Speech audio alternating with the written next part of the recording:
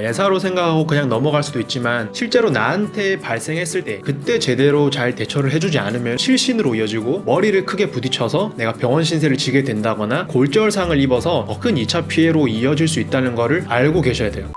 저혈당 증상으로 큰일 날 뻔한 경험이 있어서 오늘 그 에피소드를 말씀을 드리고 저와 같은 에피소드가 생겼을 때 잘 대처하실 수 있게 그 대처법을 오늘 알려드릴 거예요.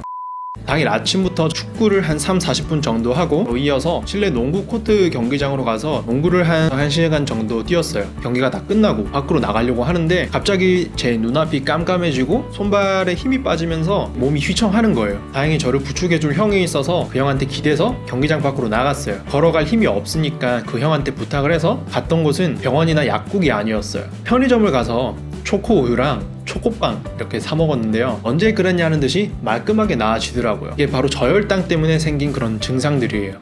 제가 그날 또 아침에 급하게 챙겨서 나오느라고 아침을 못 먹었어요. 그래서 특히 이런 공복 상태에서 특정 운동을 하고 나서 이런 증상들이 생긴다면은 가장 먼저 저혈당을 의심을 해야 돼요. 저혈당의 대표적인 증상으로는 4가지가 있는데요. 어지러움, 손발 저림, 공복감, 4번째로는 식은땀.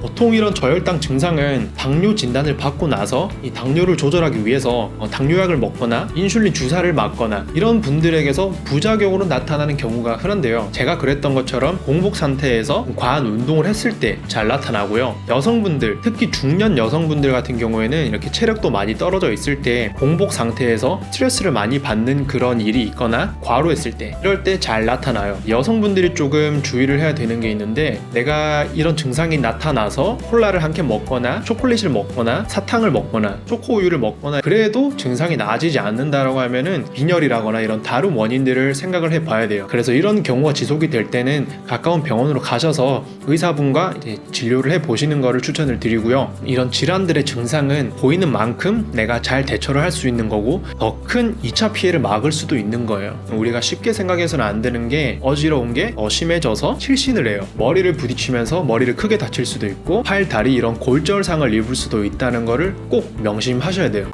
오늘 제가 말씀드린 이런 이야기들을 꼭 숙지를 하셔서 저와 같은 이런 증상 상황이 나타났을 때 잘 대처하셔서 더 심한 이런 2차 피해를 막을 수 있는 여러분들이 되셨으면 좋겠어요.